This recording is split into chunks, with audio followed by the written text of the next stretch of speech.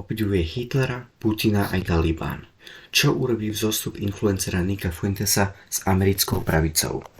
Takto sa nazýva článok denníka N zverejnený 20. decembra od Nickovi Fuentesovi a jeho mimoriadneho vzostupu, ktorý zažil od léta minulého roku.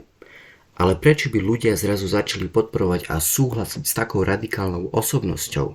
Buď sa milióna ľudí zrazu zbláznili, alebo je to reakcia na 10-ročnú ľavicovú dominanciu, ktorá priniesla miliónov migrantov do bielých krajín a potlačila miestnych, ktorí sa chceli proti tej invázii brániť.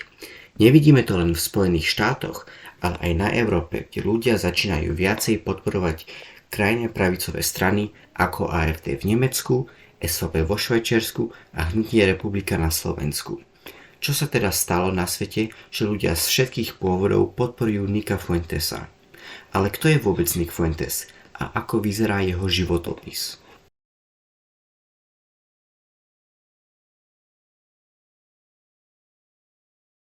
Hello everybody, I am Nicholas J. Fuentes. You're watching the Nicholas J. Fuentes Show. Since this is our first episode, I thought I'd offer a brief introduction. I am a libertarian with a small L, a Republican, and a constitutionalist. I believe in individualism, American exceptionalism, and small government. Prvé video zverejnil Nick Fuentes v novembri 2015, kde komentoval s dvomi kamarátmi zo školy prezidentské voľby, ktoré sa mali zúčastniť za rok. Tam sa predstavil ako libertarián a republikán, ktorý verí v americkú ústavu. Vtedy ešte nepodporoval Trumpa, lebo bol ako libertarián pre iného kandidáta. Až na jar 2016 povedal Nick Fuentes v rozhovoru s Patrickom B. Davidom, že ho Trump presvedčil o sebe. Potom sa začal rozmýšľať nad imigráciou, lebo videl, ako rôzne demografické skupiny volia. Keby len bieli volili, tak by vždycky vyhrávali republikáni. Ale keby len všetci ostatní volili, tak by demokrati vyhrali každý štát. V septembri sa potom stala veľká zmena pre Nicka. Išiel študovať do Bostonu. To bola veľká zmena. Zrazu nie je v predmestí Chicaga, ktoré popísal ako klasicky americké. Povedal, že to bolo hlavne biele, katolícke a tako ako to my Európani poznáme z filmoch. Povedal ale, že to bolo viacej liberálne než konzervatívne. Ale teraz je sám, v multikultúrnom mieste, kde všetci sú na krajnej lavici. Realizoval, že Amerika nie je taká, ako ju pozná on, ale tak, ako je tam, kde teraz je. Tradičná Amerika a jej identita umiera kvôli progresívnej politike. Na tej univerzite začína jeho zmena. Už nie je klasický libertarián, ale identifikuje sa viacej s alt-right, s alternatívnou pravicou. Diskutuje s kamarátmi, čo to vlastne znamená byť v tej alternatívnej pravice, ale hlavne nad tú myšlienkou, že ako bude vyzerať Amerika v budúcnosti, keď migrácia do Spojených štátov bude takýmto spôsobom pokračovať. Z tej myšlienky, že je viacej pre Ameriku ako pre konzervatizmus, sa potom vo februári v roku 2017 narodila jeho show America First. Ale vrátime sa ešte naspäť k Nickovi do univerzity. Ešte v tej dobe je ako každý republikán za Izrael. To sa malo zmeniť, ako sa stretol na univerzite s Casey Dillanovou, ktorá ho nepriamo predstavila Benovi Shapirovi od mediálnej spoločnosti Daily Wire. Nick a Casey boli dobrí priatelia. Mali podobné názory a pomáhali si navzájom. Nick si ale všimol, že USA od tej doby, čo skončila válka medzi Izraelom a Egyptom v roku 1967, podporuje bezpodmienečne Izrael. A keď Barack Obama ako prezident sa raz rozhodol byť neutrálny, tak ho médiá v Amerike titulovali ako antisemitista a nenávistník Židov. Nick začal kritizovať Bena Shapira a ostatných, že sú viacej pre Izrael ako pre Ameriku. Na Vianoce 2016 odpovedal Ben Shapiro Nickovi na jeden tweet, čo urobil, kde mu povedal, že je antisemitista. Dôležité je povedať, že Nick mal vtedy len okolo 1000 followerov a Ben Shapiro stovky tisíc. V marci 2017 mu Casey povedala, že s ním nesúhlasí, že je antisemitista a ho kompletne s inými od spoločnosti Daily Wire blokli na sociálnych sietí. Bol teda de facto vyhodený z mainstreamového konzervatizmu. Zobrali mu všetky šance, aké mal pre budúcnosť a bol sám pre seba. Ale nenechala ho v kľude, lebo on mal stále svoju show na RSBN, Right Side Broadcasting Network, a Casey sa pýtala toho majiteľa celý čas, aby jeho show zrušil. Potom aj pravdepodobne poslala zostrihy z Nickovej show ľavej spoločnosti Media Matters, ktorá potom napísala článok proti nemu. A kvôli tomu bol skoro vyhodený z RSBN. K jeho kompletnej cancellation sa pridali ešte dve veci v priebehu roku. Tá prvá vec bola, kde povedal kolegami pri aplikácii na robotu pri Leadership Institúte, že miešanie ras je imorálne. A druhá vec bola, kde sa zúčastnil na proteste v Charlottesville v auguste 2017. Protesty v Charlottesville boli násilné strety medzi pravicovými demonštrantmi a ich odporcami, ktoré vznikli kvôli odstráneniu sochy konfederačného generála a vyústili do smrteľného útoku autom. On síce vôbec na tom hlavnom proteste nebol, ale aj tak dostal veľa hejtu na internete a bol vyhodený z RSBN. Od tej doby robil svoju show nezávisle. Mohol sa na to 100% koncentrovať, lebo odišiel aj z univerzity. Dohodol sa s rodičmi, nech ho to nechajú robiť na rok. Keď to vyjde, tak bude pokračovať, ale keď nie, tak si nájde niečo iného. Našťastie mu to vyšlo. Mal malé úspechy v tom roku, ale väčší úspech bola Groyper War, válka Groyperov, v roku 2019. Okolo októbra a novembra išli Fuentesovi followery, ktorí sa nazývajú Groypers, za Charlie Kirkhomho debatovať o imigrácii a Izraelu. Odtiaľ pravdepodobne poznáte toto známe video. So I got a quick and fun, lighthearted question for you, Charlie. So I know you gave a speech in Jerusalem earlier this year. Yes, I did. Were there any awesome, fun dance parties that you guys had afterwards? Because I heard that Israelis are some of the best dancers in the world. If you guys don't believe me, just Google dancing Israelis. It's insane how good their dance moves are. Skončilo to výhrou pre Groyperov, ak sa tomu dá vôbec tak hovoriť, lebo upriamili pozornosť na svoje problémy a Nick Fuentes dostal aj dobré množstvo followerov. Ale to malo za nevýhodu, že ho za pár mesiacov vo februári 2020 odstranili z YouTube a iných sociálnych sietí. Streamoval ďalej na platforme DLive a mal ešte účet na Twitteru. To sa ale zmenilo v roku 2021, kde Fuentes sa zúčastnil na proteste 6. januára pred Kapitolom. Sice nebol v Kapitole, ale len, že bol časťou toho celého protesta, tak sa mu za to celé zničil život. Nie len Twitter a DLive ho odstranili, ale aj skoro všetky platobné služby. Do toho sa ešte zapojilo FBI a zamrzli mu všetky peniaze a bol na no-fly liste pre 5 mesiacov do januára 2022. Bolo to ťažké obdobie pre neho. Musel sám vytvoriť websajtu Cozy TV, kde mohol vôbec streamovať. V novembri 2022 mal Fuentes dva skandály. Prvý bol, že pomohol vyhrať demokratickej kandidátke Marie Gluesenkamp Perez proti republikánskemu Joe Kent v midterms voľbách v 3. okresu Washingtona. Tým, že povedal Groyperom, aby pre Joea Kenta nevolili, lebo sa on od Nicka dištancoval a to povedal Nickovi predtým, že to nebude robiť. Joe Kent prehral kvôli 2500 hlasom alebo 0,8%. Veľa z republikánskej strany ho obvinili a vlastne z tam pochádzajú všetky tie fámy, že je Fed alebo tajemný agenta pre demokratov. Ďalšia vec, ktorá sa zúčastnila len o 3 týždne neskôr, bola, že mal spolu s raperom Kanye Westom večeru v Mar-a-Lagu s Donaldom Trumpom. Trump nevidel, že Fuentes príde s raperom, ale bol ohromený z Nicka. Tá večera získala veľkú mediálnu pozornosť a Trump bol veľmi kritizovaný. Od Fuentesa sa doteraz nedištancoval. Povedal len, že ho nepozná. Zatiaľ bol Nick Fuentes veľmi níž v konzervatívnej scéne. To sa ale zmenilo s prezidentskými voľbami v roku 2024. Ako Trump vyhral, tak Fuentes povedal na jeho show a potom aj tweetoval Your body, my choice forever. Tvoje telo, moja voľba navždy. Interrupcie bola jedna z najväčších tém v tých voľbách. Áno, povedal som, že ho Twitter banoval v roku 2021, ale Elon Musk zase otvoril jeho účet v maji 2024. Tento tweet dostal cez 100 miliónov zobrazení a začal veľký shitstorm na Fuentesa. Zverejnila sa jeho adresa, aj adresa jeho rodičov. Ľudia chodili k jeho domu a obťažovali ho. Dostal veľa vyhrážok smrťou. Jedna židovská 57-ročná aktivistka sa postavila pred jeho dvere a zazvonila. Fuentes, nevediac, či mu hrozí nebezpečie, otvoril dvere a nastriekal ju kapsajcinovým sprejom a pritom sa rozbil jej telefon, ktorým natáčala. Kvôli tomu prišla polícia, bol zatknutý a musel urobiť 75 hodín verejnoprospešných služieb, zaplatiť telefón, sa ospravedlniť a absolvovať kurzy zvládania hnevu. To najhoršie sa ale zúčastnilo o mesiac neskôr, 18.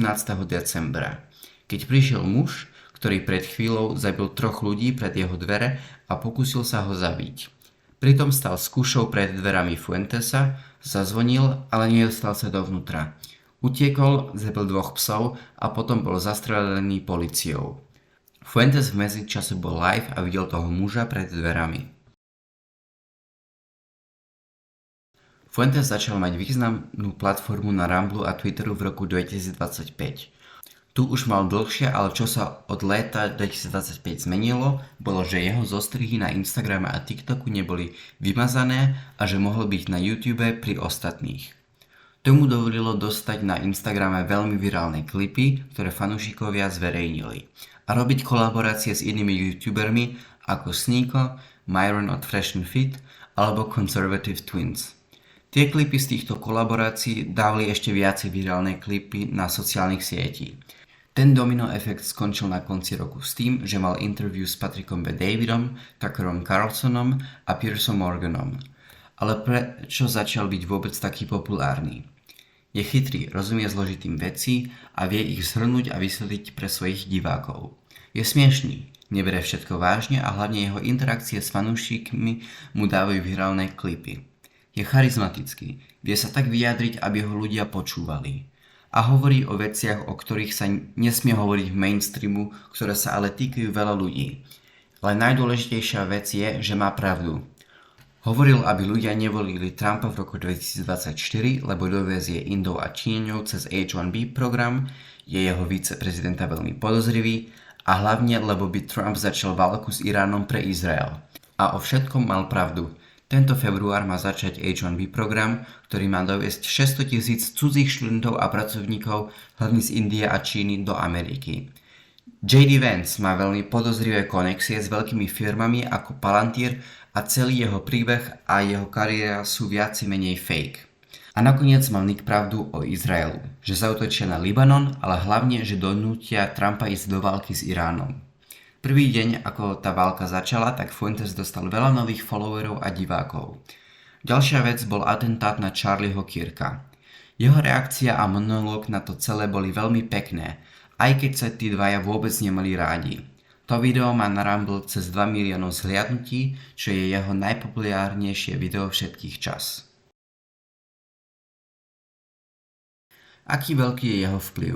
Popritom sa zdá, že Fuentesov vplyv vzrastol na toľko, že ho už republikáni nemôžu ignorovať. Ako pre portál Wired povedal odborník na extrémizmus Michael Edison Hayden, počúva ho čoraz viac mladých Trumpových podporovateľov. A ako aj nepočúvajú oni, tak ho počúvajú ľudia, ktorých ovplyvňuje, skonštatoval Hayden. Podľa Haydena je rozhodne vplyvný v otázkach migrácie aj antisemitizmu, či už si to republikánsky establishment pripúšťa alebo nie. V amerických médiách sa dokonca objavili odhady, že Fuentesa podporuje možno až tretina republikánskych poslaneckých asistentov. Prečo je Nick teda vplyvný v otázkach migrácie aj antisemitizmu? Trumpov slogan v roku 2016 bol Make America Great Again. To znamená dávať Ameriku a Američanov na prvé miesto. To znamená veľmi reštriktívna migrácia a deportácie miliónov ilegálov a kriminálov. To ale aj znamená, že Amerika nebude bojovať války iných krajín. To boli základné hodnoty hnutie MAGA. Trump ale nevedel a stále nevie splniť svoje zámery. Zeď na hranici s Mexikom nie je postavená, číslo deportácií tejto administrácie sú biedne a Amerika dáva niekoľko miliárd dolarov každý rok na Izrael a Ukrajinu. Na rozdiel od mainstreamových konzervatívov kritizuje Nick Fuentes aktívne Trumpovú vládu pre tie nesplnené sľuby. Jeho počúvajú ľudia, ktorí boli pre MAGA, ale nemajú ten celý kult okolo Trumpa a Izraela. Citujem ďalej. Takmer na všetky problémy má jednoduché vysvetlenie. Môžu za ne Židia. Ako v rozhovore pre New York Times shrnul spisovateľ John Gantz, vykresluje ich ako neprispôsobivú, sebeckú a úzko medzinárodne prepojenú skupinu, ktorá myslí výlučne na svoje vlastné záujmy. Fuentes svoje protižidovské názory často maskuje za kritiku Izraela. Lenže Fuentes vo svojich výrokoch zachádza o mnoho ďalej. Často hovorí, že Spojené štáty v skutočnosti riadi organizované židovstvo, ktoré je v pozadí politiky, veľkých korporácií aj médií. Je pritom zjavné, že Fuentesove názory nie sú kompatibilné s veľkou časťou tradičných republikánov. Jednou témou je Izrael, ktorý väčšina amerických konzervatívcov bezpodmienečne podporuje. To kľúčne slovo je pritom bezpodmienečná podpora Izraelu. To tak je aj u demokratov. Ide o to, že AIPAC, Americko-izraelský politický akčný výbor a iné proizraelské postavy sú najväčší darcovia amerického kongresu. Oni im dávajú peniaze, aby samozrejme zastupovali izraelské záujmy. Takže máme v Amerike obrovskú väčšinu kongresa, ktorá je pre Izrael. A keď Izrael potrebuje peniaze alebo povolenie kongresa, aby Amerika vstúpila do nejakej války Izraela, napríklad s Iránom, tak ho Izrael určite dostane. To neplatí ale len pre kongres, ale aj pre celú politickú stranu, takže aj prezidenta a súdcovia Najvyššieho súdu. Všetky tri piliere moci patria viacej menej Izraelu.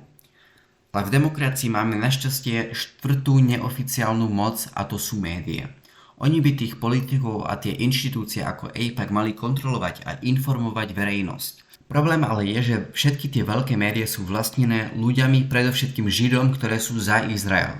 Najnovší príklad je Larry Ellison a jeho syn David Ellison, ktorí okrem iného vlastnia mediálnu spoločnosť Paramount. Larry Ellison, ktorý je jeden z najbohatších mužov, je aj veľmi involvovaný s nákupom TikTokom pre Spojené štáty a je aj blízky priateľ izraelského premiéra Benjamina Netanyahua. Larry Ellison pritom nie je individuálny prípad. Celkom ide Nickovi o tom, že židovstvo je spojené s Izraelom a že väčšina Židov má lojalitu k iným Židom a k Izraelu. Preto o nich hovorí, že sú neprispôsobiví a sebeckí, lebo nevidia sa ako Američania, ale ako Židia a preto podporujú vlastné záujmy na škodu ostatných. A to nerobia len v Spojených štátoch, oni majú medzinárodné organizácie, kde sa organizujú, stretávajú a diskutujú o tom, čo je najlepšie pre nich a ako to môžu v medzinárodnej politike implementovať. Ešte ostrejšie sa vyjadruje k viceprezidentovi J.D. Vanceovi, keď okrem iného rasisticky útočí na jeho manželku, ktorá má indický pôvod. O Vanceovi hovorí, že je iba babkou oligarchov, špecificky kontroverzného miliardára Petra Thiela. Nickov problém s J.D. Vanceom nie je, že má indickú manželku, ale že J.D. Vance nemá skutočnú kariéru a že zo seba robí stelesnenie amerického snu, keď to pritom vôbec nie je pravda. Hovorí, ako pochádza z chudoby a ako sa cez armádu dostal na Yale univerzitu a potom sa stal autorom, senátorom a teraz viceprezidentom. Pritom to vôbec tak nie je, ako hovorí. Vance vôbec nie je jeho opravdové meno. On len písal články pre armádu, potom sa dostal do Yale, tam stretol Petra Thiela a zrazu robí pre všetky možné firmy od Petra Thiela a jeho kolegov.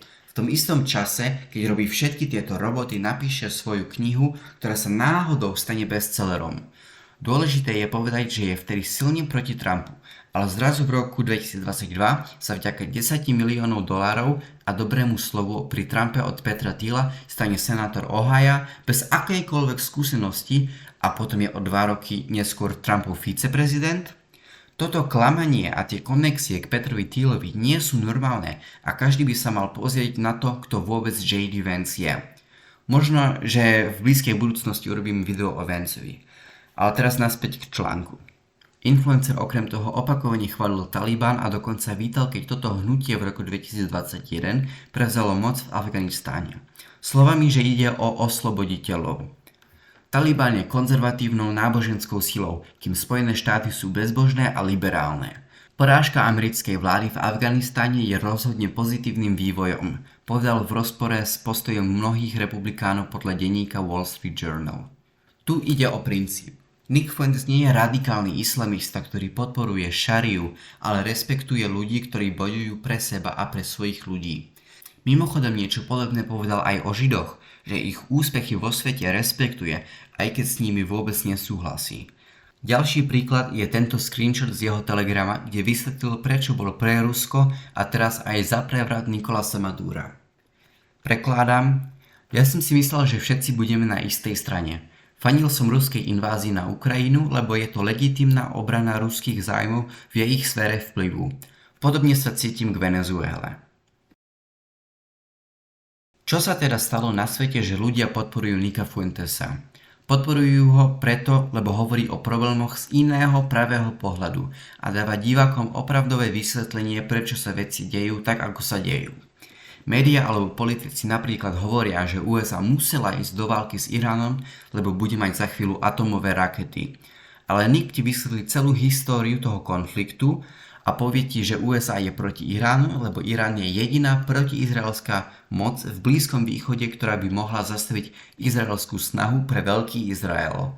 Nemá strach povedať veci také, aké sú, aj keby urazil milión ľudí.